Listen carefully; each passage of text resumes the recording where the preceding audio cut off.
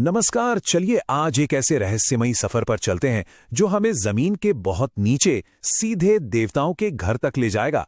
हम बात करने वाले हैं भारत के उत्तराखंड में छिपी एक अद्भुत गुफा पाताल भुवनेश्वरी की। कभी सोचा है कि क्या ये सच में हो सकता है कि एक अकेली गुफा के अंदर पूरे 33 करोड़ देवी देवता एक साथ रहते हों? सुनने में भले ही अजीब लगे, लेकिन पौराणिक कथाएं तो यही मानती हैं। तो चलिए इस दावे की गहराई में उतरते हैं और इस रहस्य से पर्दा उठाते हैं। जिस जगह की हम बात कर रहे हैं वो है पाताल भुवनेश्वर। देखिए, ये कोई मामूली गुफा नहीं है।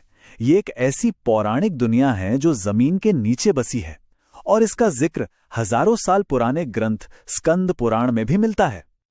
ये पवित्र जगह समुद्र तल से करीब 1350 मीटर की ऊंचाई पर देवदार के घने जंगलों के बीचों बीच छिपी हुई है।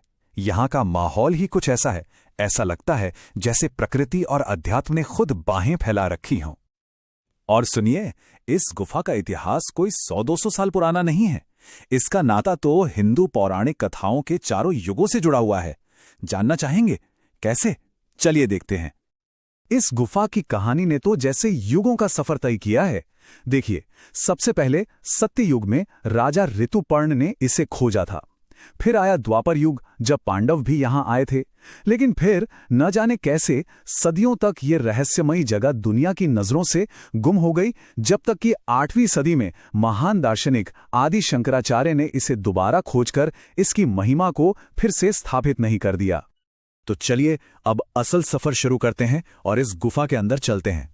तैयार रहिएगा, क्योंकि इसका दरवाजा बहुत ही संकरा है। यहां से लोहे की सीढ़ियों के सहारे करीब करीब 50 फीट नीचे उतरते ही आप एक बिल्कुल ही अलग दुनिया में पहुंच जाते हैं। अब अंदर जो कुछ भी दिखता है ना, वो असल में चूना पत्थर के कुदरती आकृतियां हैं जो हजारों सालों में पानी टपकने से बनी है। लेकिन यहां की हर चट्टान, हर एक उभार एक कहानी सुनाता है और हर एक आकृति का एक गहरा आध्यात्मिक मतलब है। जैसे ही आप अंदर कदम रखते हैं, सबसे पहले जो चीज हैरान करती है वो है एक विशाल आकृति जो हूबहू शेषनाग जैसी दिखती है। मान्यता है कि ये उन्हीं शेषनाग का प्रतिरूप है जिन्होंने अपने फन पर पूरी पृथ्वी को संभाला हुआ है। और जैसे जैसे आप आगे बढ़ते हैं, चट्टानों का एक और समूह नजर आता है जो 3 पवित्र शिखरों जैसा दिखता है। इन्हें बद्रीनाथ, केदारनाथ और खुद कैलाश पर्वत का प्रतीक माना जाता है। सोचिए, एक ही जगह पर इन तीनों के दर्शन, वाकई एक अद्भुत एहसास है। गुफा में एक बहुत ही खास जगह है जिसे भगवान गणेश का जन्म स्थान माना जाता है। यहाँ एक विशेष लिंग के आकार की चट्टान है जो हमें उनकी जन्म की कहानी और उस घटना की याद दिलाती है जब भगवान शिव ने उनका सिर काट दिया था। थोड़ा और आगे एक बहुत ही संकरी सुरंग मिलती है जिसे यमद्वार कहते हैं। कहते हैं कि ये सिर्फ एक रास्ता नहीं, बल्कि किसी के पुण्य और पवित्रता की एक परीक्षा है। ऐसा माना जाता है कि जिसका दिल और मन साफ है वो इसे आसानी से पार कर लेता है। तो मतलब ये 160 मीटर लंबी गुफा सिर्फ पत्थर और चट्टान नहीं है, ये एक जीता जागता महाकाव्य है। यहाँ की हवा में एक गहरी शांति और एक अलग ही आध्यात्मिक ऊर्जा महसूस होती है, और इसका हर एक कोना किसी न किसी देवी देवता या लोक की कहानी सुनाता है। तो इतना सब जानने के बाद अगर किसी का मन बन रहा है यहाँ जाने का, तो चलिए कुछ जरूरी और प्रैक्टिकल बातें भी जान लेते हैं जो इस यात्रा में काम आ सकती हैं। अगर आप यहां आने का प्लान कर रहे हैं तो कुछ बातें ध्यान में रखिएगा। सबसे अच्छा समय है मार्च से जून और फिर सितंबर से नवंबर।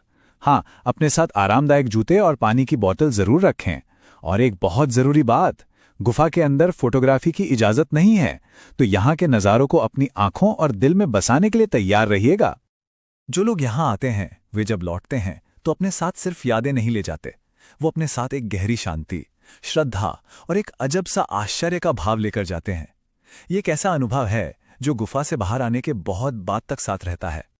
तो अंत में एक ही सवाल बचता है, पाताल भुवनेश्वर आखिर है क्या?